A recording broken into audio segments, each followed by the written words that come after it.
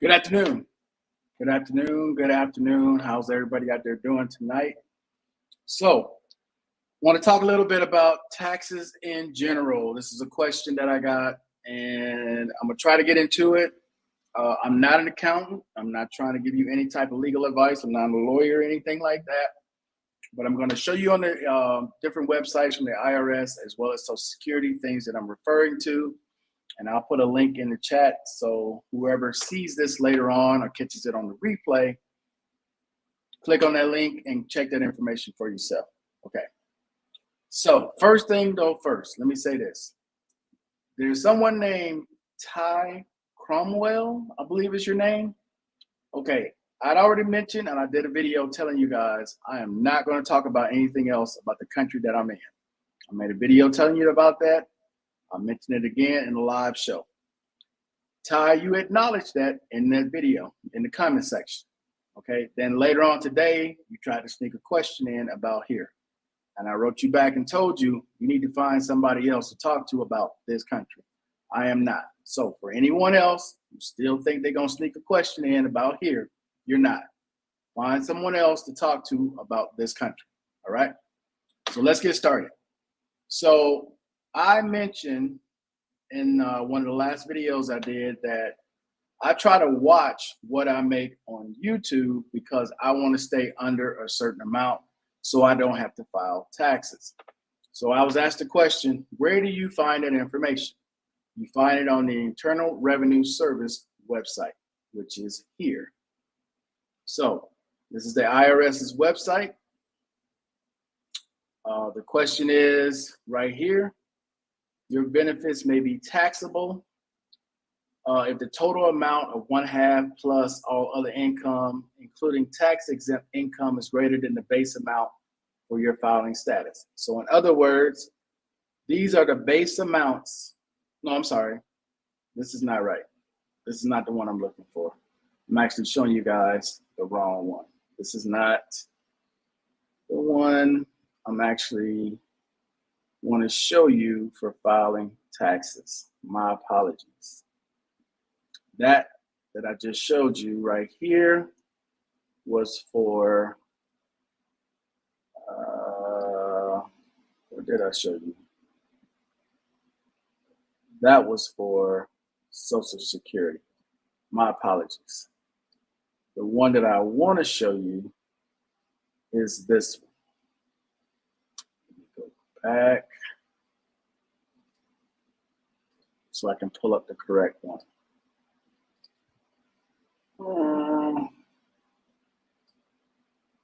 Is this one. So this is for filing for 2022, right? So you're single under the age of 65. If you make under this amount right here, which is $12,950, you are not required to file U.S. taxes, okay? I'm going to repeat that. As a single person under the age of 65, you are not required to file taxes if you're making a gross amount outside of anything you have exempt, if it is below this number, $12,950. I'm gonna leave this up here for a second so people can look over this to see where they fall in this category. But I had mentioned in a previous video that some months on YouTube, like this month, I may put out a video every day or almost every day. And I make whatever I make that month. I may make between $600 to $1,000 that month. Other months, I may put out a video once or twice a week, or may just do one and do the Saturday roll call. That's because I'm trying to stay under this $12,950. So you could literally make $1,000 a week a month on YouTube, and you wouldn't have to file taxes, all right? But if you're making more than this $12,950, you're supposed to be filing taxes. Doesn't matter where you are in the world, because as a U.S. citizen, you are liable for taxes regardless of where you are in this world. As a citizen of the United States of America, you are required to file taxes, okay? Let me copy this link real quick. So anyone who comes back later in the chat who needs to refer to it, you can go right here. I'll paste it right here. And that is to the IRS's website right there. You can go look over that, read it, do whatever it is you need to do. Let's see. Buenas noches, Howard. ¿Cómo estás? What's going on, family man? How you doing? Family man. Gary, how you doing today? You talk to Gary. Okay, cool. So that's the first one, all right? So I'm gonna run through that again. As long as you're making whatever you're doing under $12,950, which was for 2022's tax season, right? You are not liable to file for taxes. That's what I was referring to. Now, if you're collecting from Venmo, you're collecting from PayPal, you're collecting from, what's the other one? Cash App, right? All those, that's not exempt either.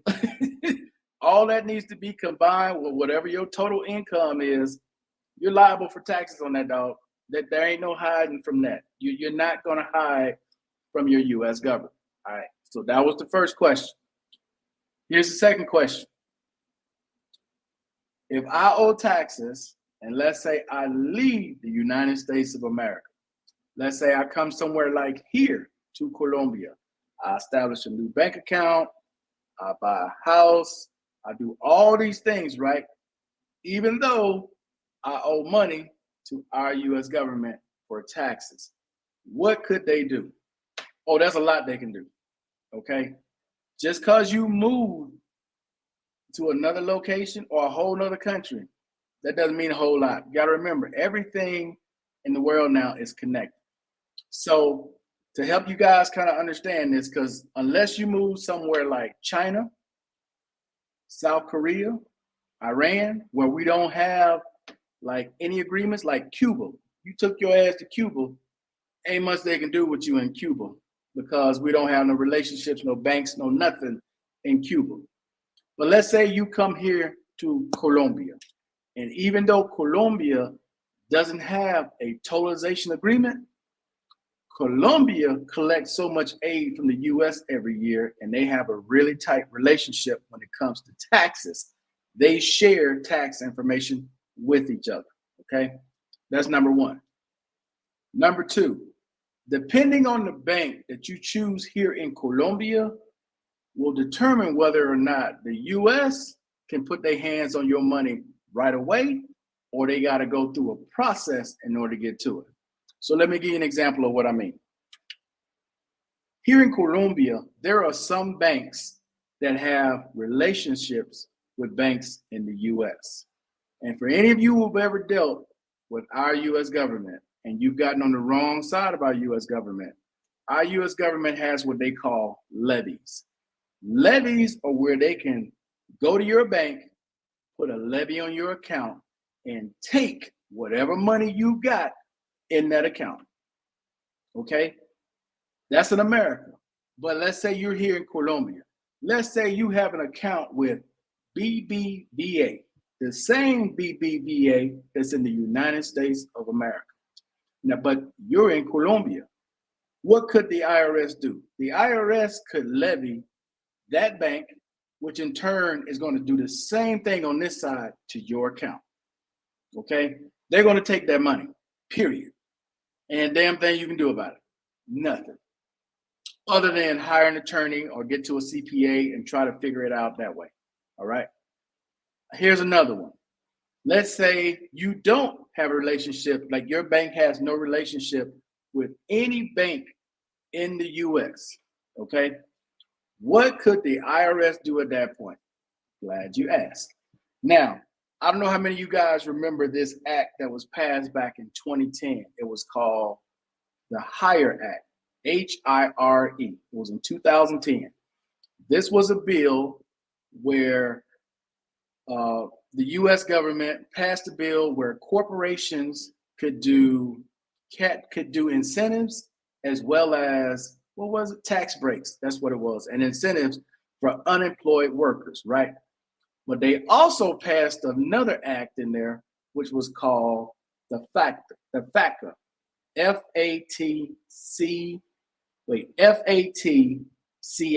FATCA, right? And I'm gonna show you what that is, so you can see for yourself. See, dude, when you got time in your hands and you be trying to figure all this stuff out when you go to these different countries and to make sure you're in compliance with your U.S. government, trust and believe. I look up stuff, man, because I don't want to be caught by surprise. So let me show you what that means. Foreign Account Tax Compliance Act, FATCA. All right. So what is this? So I'm going to try to explain this in a nutshell for you. Here's what happens in this situation. You're in Colombia, right? You got a bank account, you bought a house, you got all this stuff going for you, but you have not been paying your taxes in the U.S. The U.S. finally decide, you know what? It's time for us to collect on these taxes. So what could they possibly do? With this act, they can send Colombia's version, which is DIAN, what is it?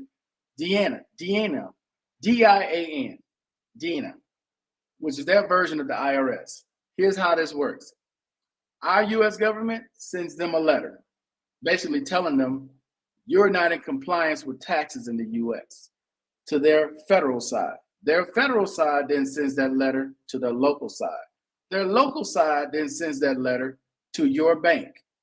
Your bank then sends you either a W-8 form or a W-9 form. Now, at this point, they haven't frozen your account. They haven't levied your account. They've done nothing. But once they give you that form, you got about 6 months to get straight with your U.S. government. And if you don't get straight with your U.S. government in about 6 months, that's when they're going to come in and levy that account. So at that point, you either got a couple of options. You can hire a lawyer, an accountant, and try to figure out how you're going to get square with the IRS. Now, for those of you that's going to have this question, well, how they know where I am, your passport? Well, how they know what accounts that I have? The government in that country. There ain't nothing that you're going to do in any of these countries unless you out in the sticks, living on the land with no phone, no nothing, that the U.S. can't figure out. Nothing. That's the only way. Nothing. So you guys should know this when you go abroad and you think just going abroad is going to protect you from taxes or child support or alimony. No, it is not. No, it most certainly is not. But it always catches up to people when they least expect it. So you should know this. When going abroad, this is what you need to know. I made a video talking about this. Do not take your butt out of the country knowing you owe your U.S. government and think you're going to get away with it. No, you're not, son. You get away with it for a while till your number comes up and they coming to collect. What else we got here? Barry, buenas noches, mi hermanos. Let's see. If you have a bank account overseas, keep it under 10K so you don't have to pay IRS taxes on interest over 10K. Well, here in Colombia is a little different. In Colombia, I think it's 1,000 US or 1,500 US. I can't remember which one it is, but I know I stay under 1,000 because here, like that amount you pay to the US, here you pay over 1,000. It's either over 1,000 or over 1,500. You get taxed on your own money here. you got to file taxes here on your own money. So it's different. When y'all come here, dude, you got to do research. You got to understand what their rules and laws are and what America's rules and laws are. And then you got to make sure you're compliant with it, because Colombia has no tollization agreement, basically meaning that they could pass a bill tomorrow that says we're going to tax your Social Security and your VA. And it is perfectly legal because we have no agreements. We're not like the Philippines or Thailand or Panama or the DR. They all got tollization agreements with the United States that basically says, we don't care how much you get.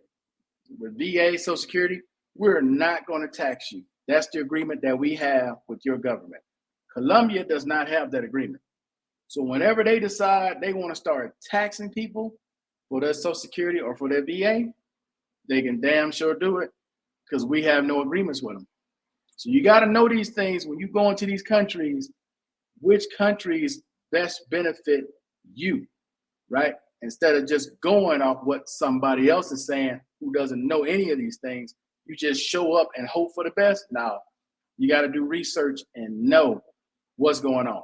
Okay, the next one I want to show you guys is information for veterans from the IRS service. The IRS actually offers a free service for veterans to file their taxes. And there's another one in here I want to show you guys where, let's see, it's this one, where, let me show you this real quick. So you can file free with the IRS right here for veterans. This is just put in information for veterans for the IRS. Matter of fact, I'll copy the link right now, put it in the chat, so you can go back and refer to this. So that information is also now in the chat. Which one is it? This one. Okay. The one I'm most interested in showing you guys, which a lot of you all probably don't know, is this one. Combat Injury Veterans Tax Fairness Act of 2016. What is this? This is basically for veterans who got out, okay, because they suffered a combat-related injury and were separated from the military, are not to be taxed on the one-time lump sum disability service pay they receive from the Department of Defense. So for you guys who got out 2016 and went in effect in 2017, okay? So for those of you who got out in 2017, you got out because of your service-connected combat disability injury, right? You were given a lump sum of severance pay that was taxed. You're supposed to get that money back. And most of you all who got that situation probably didn't even know that. Probably didn't even know. Which is why I'm bringing it to your attention right now. All right, so it went into effect in 2017. So from 2017 moving forward, this has been in effect. All right, so I'm not going to harp on a whole lot of these. I put the link in the chat for you to refer back to it later on. All right, and then the last one I'm going to bring up real quick because I don't want to be on here all night. I actually need to get my butt to bed. I'm doing some stuff tomorrow. But the last one I want to bring up is Social Security. Right? Some of you vets are receiving Social Security. Some of you vets are receiving large amounts of Social Security. All right? If you are single and you're getting at least $25,000 or more in Social Security benefits every year, you're supposed to be filing taxes. So I'm going to pull this up so you can see the amounts. And then I'm going to pull it up on the IRS website so you can see again for yourself. There's some of you out there in the category like myself, you are high income earners, and make sure I put this up here. You receive more than these amounts. So file federal tax returns, incomes between $25,000 and $34,000. There are some of you guys that fit into this category where you are supposed to be filing federal taxes on your Social Security amounts. Okay? If you're married and you're filing jointly between $32,000 and $44,000, some of you guys are receiving that money. You're supposed to be filing taxes on that. All right? You get a W-2 every year from Social Security, usually at the end of January, sometime beginning of February. You get that W-2. Okay? All I'm doing, man, is trying to show you guys stuff so you can be on the right side when it comes to your U.S. government. The last thing you want to do is get on the wrong side, owe a bunch of taxes, you ain't got the money. Now you got to try to figure it out, file bankruptcy, or come up with some kind of plan to repay it back. That's all I'm trying to do. I'm not trying to sit on here and like put people through worry. But if you don't know and you were never told, this is what you need to know. Okay, now that's from Social Security's website. See if I can put that link in the chat real quick. So you guys in the replay can refer back to this one. And then I'll show you what it says on the IRS's website when it comes to that question of filing taxes, the amounts, which are the exact same. These are all things you guys should be aware of and you should be filing and taking care of. So here is the same amount, base amount for filing status, $25,000 if you're single, head of household, or qualifying surviving spouse. If you're married, filing jointly, $32,000 minimum. That's not a whole heck of a lot. $25,000, right? You're only talking a little more than $2,000 a month. You get anything more than that, as a single person, you're supposed to be filing taxes on that money. And I'm just telling you, man, do not get on the wrong side of your U.S. government with this. This ain't nothing to play with, because they will come collect. Let me make sure I put this link in the chat as well.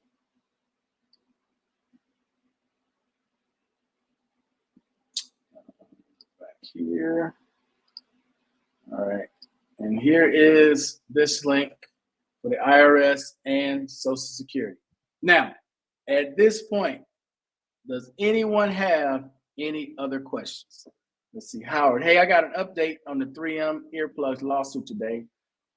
They're still in litigation against 3M. Yeah, that's going to be a while, Howard. I don't know how many vets and current soldiers, because I'm sure there's still some people in who are part of that lawsuit. I don't know how many people are actually in that, but yeah, that's going to take a while, bro. Yeah, that's not going to be something that's going to be done quickly, because 3M is going to try to delay it as much as they can and keep pushing it out further and further. This is just how people deal with lawsuits now. If you got the money to push it out, get your lawyer to keep pushing it out, they're going to keep pushing it out as long as they can. All right. Now, with all that said, guys, are there any other questions at this point when it comes to anything with taxes in general? In general, I'm not an attorney. I'm not a CPA. I'm not trying to like give you any type of advice. I'm just showing you where you can go find this, let you know what your responsibilities are as a U.S. citizen. And if you're making more than $25,000 a year on Social Security, you're supposed to be filing taxes on that money. Okay? I'm saying on Social Security, SSDI, you're supposed to be filing taxes if you're making over that amount.